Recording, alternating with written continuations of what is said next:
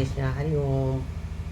बोलो सनातन धर्म की जय, भगवद गीता की जय। कल हमने चौथा अध्याय डाला था, आज पांचवा अध्याय है भगवद गीता का कर्म संन्यास योग। तो कर्म संन्यास योग में अर्जुन ने कहा, क्या कहा? हे कृष्ण, पहले आप मुझसे कर्म त्याग करने के लिए कहते हैं और फिर भक्ति पूर्वक कर्म करने का आदेश देते हैं। क्या? पहले आप कर्म करने को कहते हैं, फिर भक्ति पूर्वक कर्म करने का आदेश देते हैं। क्या आप कृपा करके निश्चित रूप से मुझे बताएंगे कि इन दोनों में कौन अधिक लाभप्रद है? इन दोनों में लाभ किसका है, कर्म करने का या निश्चित? पहले आप मुझसे कर्म करने को कहते हैं, फिर भक्ति पूर्वक, तो कौन सा करें, कौन सा ज़्यादा लाभप्रद है? तब भाव है भगवद गीता के पंचम अध्याय में भगवान कहते हैं, कृष्ण बताते हैं, क्या बताते हैं कि भक्ति पूर्वक किया गया कर्म शुष्क चिंतन से श्रेष्ठ है। भक्ति पथ अधिक सुगम है, क्योंकि दिव्य स्वरूपा भक्ति मनुष्य को कर्म बंधन से मुक्त करती है। द्वितीय अध्याय में आत्मा तथा उसकी शरीर बंधन का सामान्य ज्ञान बताया गया है। उसी में बुद्धि योग अर्थात भक्ति द्वारा इस भौतिक बंधन से निकलने का भी वर्णन है। तृतीय अध्याय में बताया गया कि ज्ञानी को कोई कार्य नहीं करने पड़ते हैं।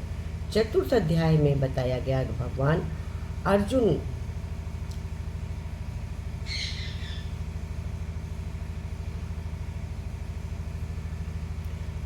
को बताया है कि सारे यज्ञों का पर्यवसाय ज्ञान होता है।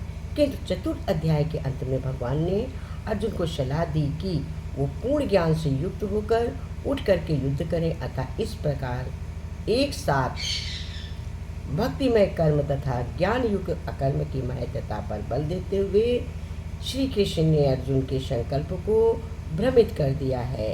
अर्जुन ये समझाता है कि ज्ञानमय संन्यास का अर्थ है कि इंद्रिय कार्यों के रूप में समस्त प्रकार के कार्यकलापों का परित्याग करना। परंतु किंतु यदि भक्ति योग में कोई कर्म करता है तो फिर कर्म का किस तरह त्याग हुआ? दूसरे शब्दों में उदाहरणार्थ वो ये सोचता है कि सामान्य ज्ञानमय संन्यास को सभी प्रकार के कार्यों से मुक्त होना चाहिए, क्योंकि उसे कर्म तथा ज्ञान असंगत में लगाते हैं। ऐसा लगता है कि वो ये नहीं समझ पाया कि ज्ञान के साथ किया गया कर्म बंधनकारी न होने के कारण अकर्म के ही तुल्य है। अतएव ये पूछता है कि सब प्रकार से कर्म त्याग दे या पूर्ण ज्ञान से मुक्त होकर कर्म करें, सभी ज्ञानों से मुक्त होकर कर्म को करें। तो ये हमारा पांचवा अध्याय कर्म संख्या योग है तो समाप्त होता है। तब तक है जय श्री कृष्णा, हरि ओम। गीता भगवद गीता की जय। लाइक सब्सक्राइब पर मोर।